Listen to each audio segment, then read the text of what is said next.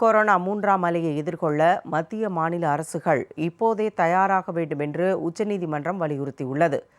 இந்தியாவில் கொரோனாவின் மூன்றாவது அலையை தடுப்பது கடினம் என்று மத்திய அரசின் முதன்மை விஞ்ஞான ஆலோசகர் கூறியுள்ளார். மேலும் மூன்றாவது அலை குழந்தைகளை பெருமளவில் தாக்கும் எனவும் அவர் எச்சரித்துள்ளார்.